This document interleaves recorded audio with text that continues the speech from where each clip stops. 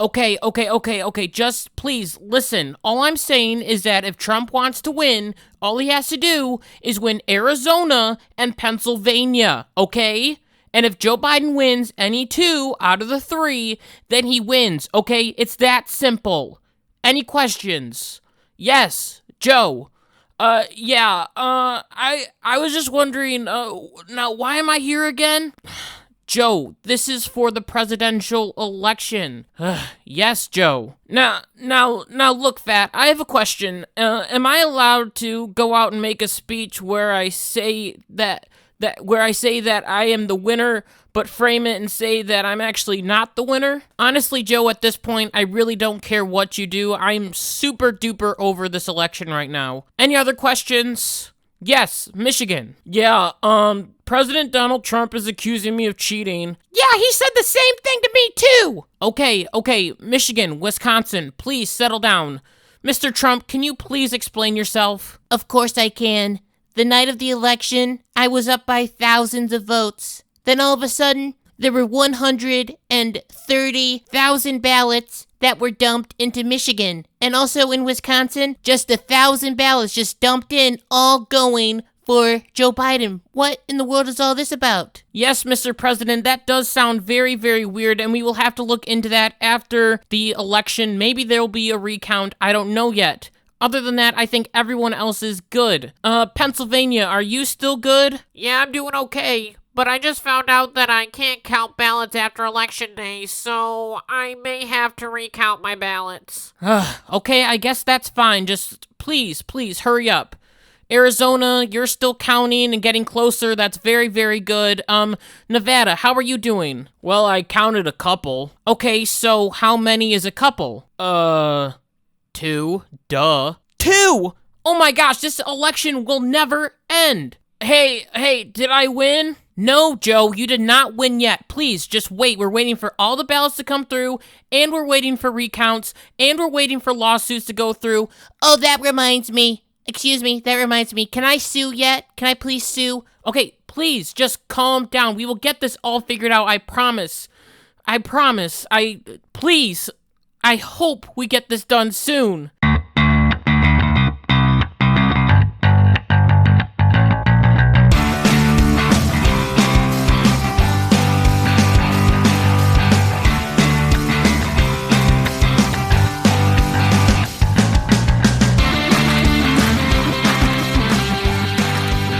What's going on, everybody? It's Kyle Dockery with the Dockery Docket. We are here with our very 48th episode of the Dockery Docket. I'm excited to be here, and I hope that you are excited to be here as well. So, I really wish that I could say that the election went super duper smoothly, nothing was controversial at all, everyone was just happy, every vote was counted, and we found a clear winner by the end of the week. This, of course, has not really happened yet. And instead, what we have are a bunch of different lawsuits, different recounts coming up. We have different ideas of voter fraud, voter suppression, all this different stuff. It's absolutely nuts, and it's hard to find out who is actually telling the truth and who's telling the lies. So in this episode, I want to talk about voter fraud, and I want to talk about a situation where there may be voter fraud at. And I also wanted to explain before that I am not a conspiracy theorist at all. And with this channel and with my videos, I have tried to get the best information that I can out to you guys, so then you guys have the information that you need. I look up different articles all the time, and more importantly, I observe what is happening in this political world that we live in, and I try to be as logical as I can. Now, I do not have all of the answers, but I do know that on election night, when I went to bed at a time that was actually very, very late, and I don't like to mention it, I was watching the polls. And Trump was up by a pretty healthy margin in Michigan, Pennsylvania, and Wisconsin. Then I wake up the next morning, and that lead is completely gone in both Michigan and Wisconsin, and in Pennsylvania,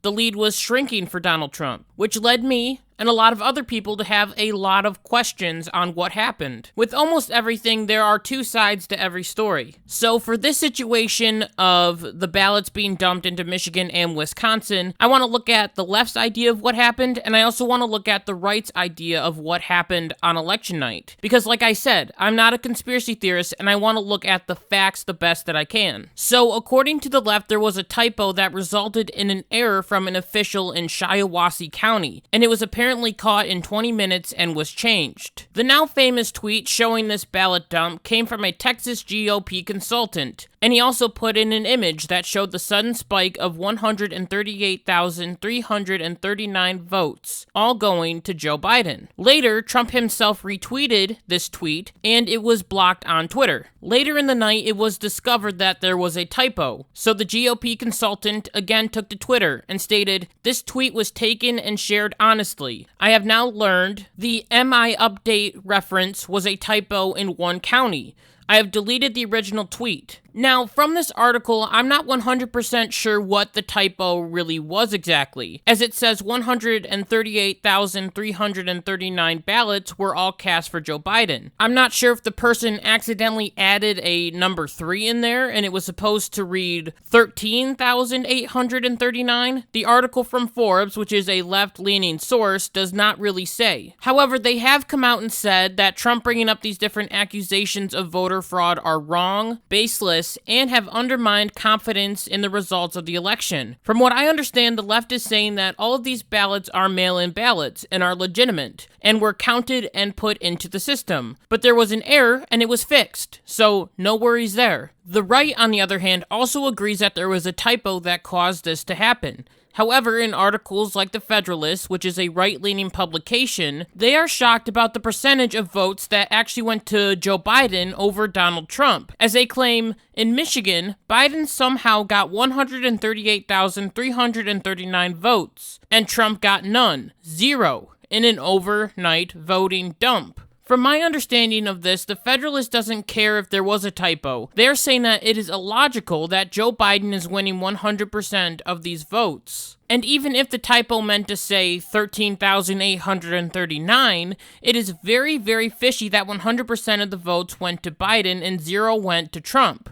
As of course, there should have been at least one person that voted by mail for Donald Trump in that district. According to the Federalist, this wasn't the only time that this happened, as it also happened in Wisconsin. According to the Federalist, Biden miraculously overcame a 4.1-point Trump lead in the middle of the night, thanks to a vote dump in which he got, you guessed it, 100% of the votes, and Trump got 0. Once again, they are saying that it is illogical for Biden to win all 100% of those votes. And according to the Federalist, there was no typo in the Wisconsin round. Because of this idea of possible ballot dumping, this led many people to post this image, showing a graph chart of both Michigan and Wisconsin, where there are vertical lines in the polling data for Biden, as he starts to surpass Donald Trump on the early morning of November 4th. The right says vertical lines like this do not seem to happen in elections, as usually when a bunch of ballots come in, some of them go to one candidate, and some of them go to the other candidate. The left, on the other hand, has said that this happens all the time, and there's nothing to worry about. It was just all the mail-in ballots that were coming in. There may be a possibility that one side is right, and the other side is spreading conspiracy theories. But a lot of people are starting to get concerned about voter fraud, and the possibility that this may be more than just a little typo. Donald Trump believes this as well, as with all of this information that has been coming out, Trump has come out and said that he wants to have a recount in Wisconsin, and he wants to look into Michigan to see if there's a possibility of voter fraud. Donald Trump has also filed a lawsuit in Pennsylvania, as the state has stated that they will allow mail-in ballots after the election, which Donald Trump and his legal team were not a very big fan of. He also filed other lawsuits in other states, like Georgia, which is also going to a recount to make sure that the election, according to Donald Trump, is fair. The left has called this a sore loser moment, and that Donald Trump just needs to suck it up and just concede the election to Joe Biden, and that doing an investigation into these states will actually hurt the Institute of Elections. This is coming from the party who 4 years ago said that Russia was interfering in our election, with no evidence at all. Honestly, I don't care what side you are on. I do think that something fishy is going on in this election, as we saw in Wayne County, which is where Detroit is located. Assumed to be ballot watchers that happen to be Republicans were not able to go into the area to where the votes were being counted, and instead they were only allowed to be in the lobby area, which was surrounded by a bunch of glass windows. Then the poll workers that were inside the voting area were putting up large pieces of paper over the glass so that people could not see anything. There are also many pictures of poll watchers using binoculars to look into ballots. which is not okay because poll watchers should be right next to the person who are counting ballots. Also, there are many videos of people entering dead people's names in a Michigan database,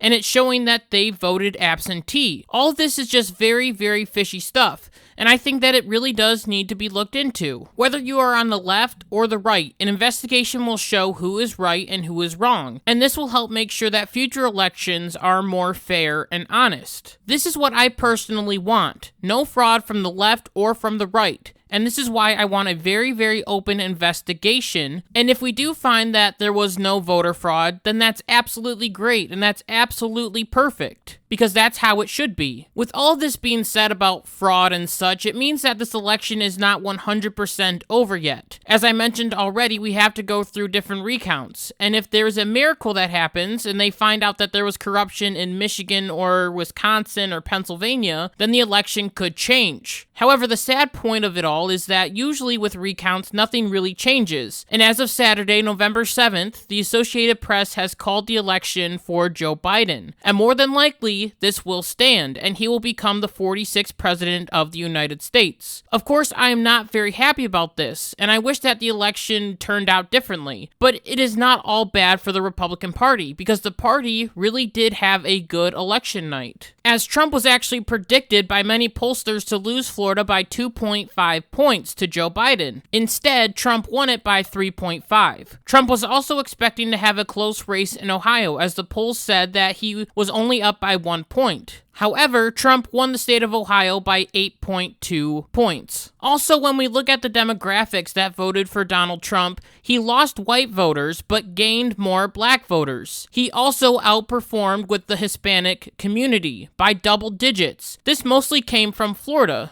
but it is still a great, great sign for the Republican Party. It was also reported that Trump has won more minority votes than any other Republican since the 1960s, which is a very, very, very good sign for the future of the party, as I already mentioned. Speaking of polls and data and all this stuff, they were basically all garbage when it came to the Senate races.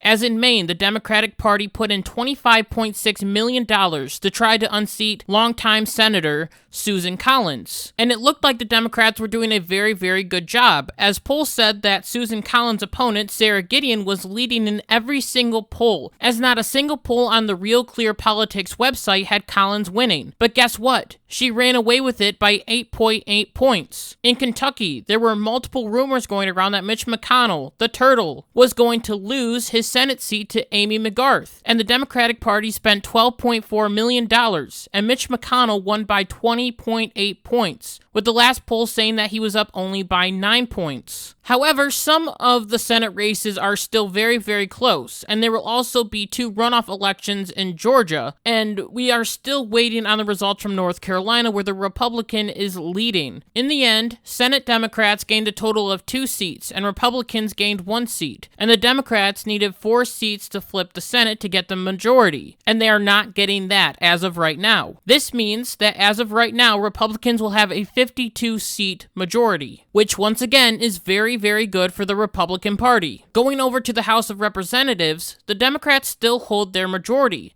However, it was a huge night for Republicans, as they flipped a total of 8 seats according to the New York Times. And as of right now, they have a total of 194 seats, with still more elections happening, and with 218 being the majority. Along with this, the 2020 election was a huge victory for Republican women, as according to CNN, at least 13 non-incumbent Republican women have won their contest so far. This broke the record of 9 incumbent Republican women elected into the House of Representatives. This also adds to the female Republicans that are already in the House of Representatives, as now there'll be at least 25 female representatives. However, sadly, there has not been a big party of feminists saying that this is a great thing for women, which is absolutely ridiculous. The flipping of seats and also women joining the party is showing that the Republican Party is growing, and the Democrats are very, very upset about this, as they thought they were going to gain seats in the House of Representatives and also the Senate. Some Democratic House members are blaming the radical leftists in their party for this change, as Abigail Spanberger strongly stated, "We have to commit to not saying the words defund the police ever again. We need to not ever use the word socialist or socialism ever again. It does matter, and we have lost good members because of it. She is right. And people are starting to understand who the radical left really is. And in 2 years, we could see the House flip and go to the Republicans because they know that they are socialists and have radical ideas. There are also many rumors floating around, which I know they're just rumors, but that the Democrats in the House want to get rid of Nancy Pelosi and replace her with someone else. I am personally hoping that they will replace her with AOC. It was funny to me how in my last episode I mentioned that Democrats thought that there would be a blue wave and Republicans thought that there would be a red wave, but this was false on both sides. Instead, we found both red and blue splashes in the presidential election, the Senate races,